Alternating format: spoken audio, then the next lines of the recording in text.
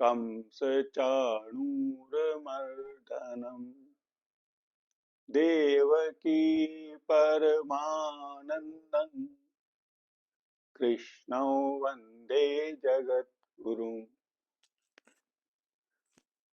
श्रीमद् भगवत गीता पंचदशोध्याय पुरुषोत्तम योग श्लोक क्रमांक 16।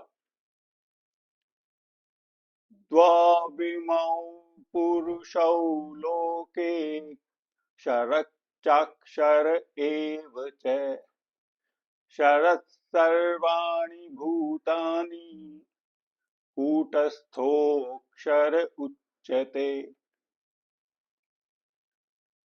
इस संसार में नाशवान और अविनाशी दो पुरुष हैं। इसमें सभी प्राणियों के जो शरीर हैं वो तो नाशवान है और जो जीवात्मा है वो अविनाशी कही जाती है। भगवान अब नया प्रकरण आरंभ करने जा रहे हैं 3 श्लोकों में 16, 17 और 18। वो जो इस अध्याय का शीर्षक है पुरुषोत्तम, उसके विषय में बताने जा रहे हैं कि वो पुरुषोत्तम कौन है।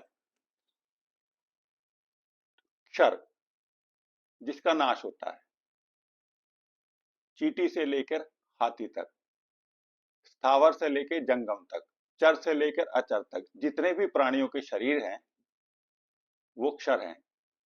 ये प्रकृति के 3 गुण सतो रजस तमस द्वारा निर्मित जितने भी पदार्थ हैं, चाहे वो सूर्य है, चाहे वो चांद है और चाहे वो हिमालय है, वो सभी के सभी नाशवान हैं।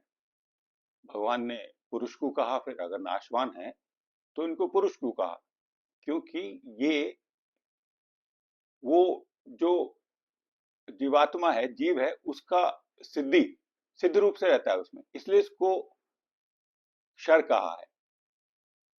इसके लिए इसी को पाकर अपने स्वरूप को भूलकर जीव कहता है कि मैं मोटा हूं, मैं पतला हूं, मैं धनी हूं।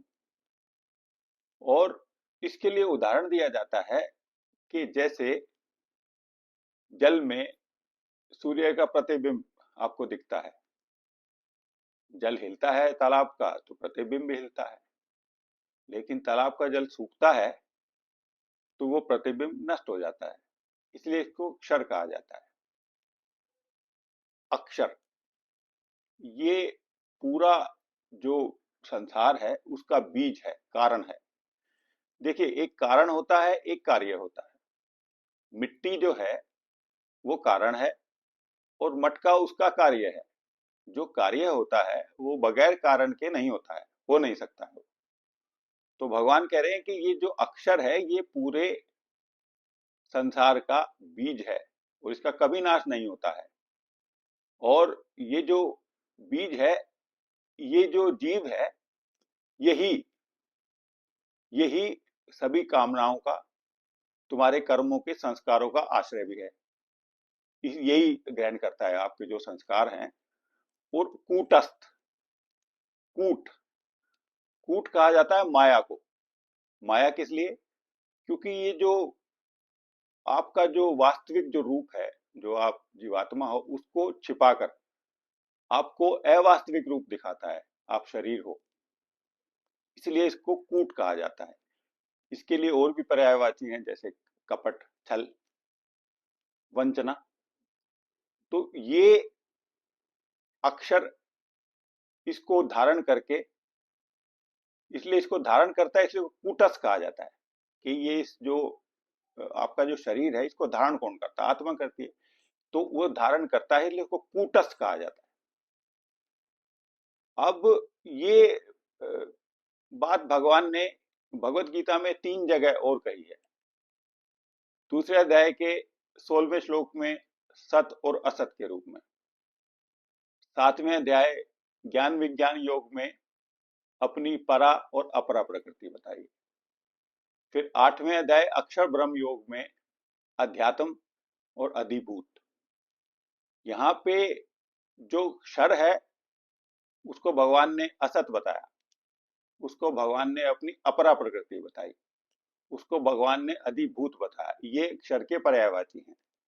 और अक्षर के पर्यायवाची हैं सत, भगवान की परा प्रकृति और अध्यात्म। ये योगेश्वर कृष्ण की गीता है, ये केशव की गीता है, ये मोहन की गीता है। ओम श्री मोहनार्पणमस्तु। हरि ओम तत्सत, हरि ओम तत्सत, हरि ओम तत्सत।